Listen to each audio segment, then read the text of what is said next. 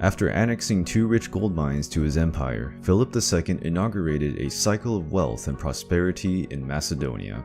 The Macedonian court started to have access to luxuries never before seen in those lands, and this abundant wealth lured traders from several places in the ancient world.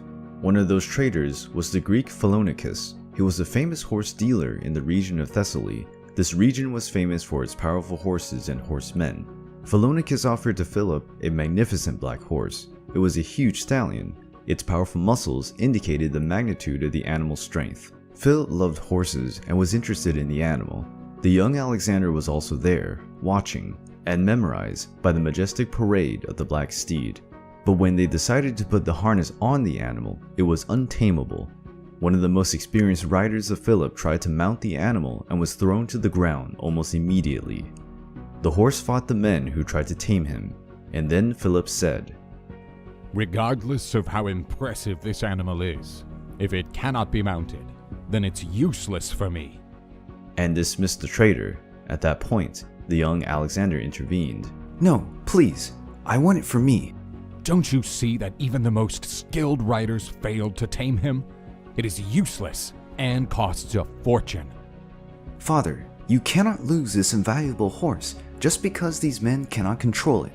Let me try to mount it, and if I can, it will be mine." The noble laughed at the audacity of the young prince of Macedon, but Philip noticed a flame burning in the eyes of his son and agreed that he tried.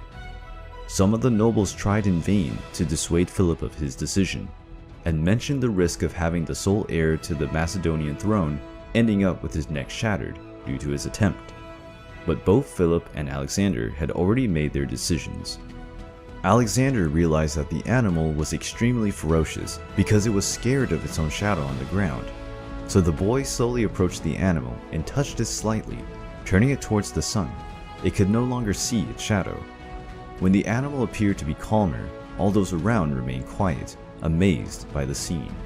Then Alexander in one move jumped on the horse and firmly held the reins, preventing the horse to fight against him. Little by little, Alexander started to release the reins, allowing the animal to start to walk, and soon they were galloping at full speed, much to the astonishment of those around. As they ran, Alexander felt that he had found a partner for life. When they returned, Alexander received a standing ovation, with those present shouting his name. His proud father ran to embrace his son, who had just come down from the horse, and told him, "Alexander, my son, you must find a kingdom that will do justice to your dimension, as Macedonia is too small for you." As promised, Alexander received the black horse as a gift. Alexander, noticing a white bull shape on the stallion's forehead, decided to name it Bucephalus. The partnership between Alexander and Bucephalus lasted for almost his entire life. Riding that glorious animal, Alexander would conquer almost the whole known world.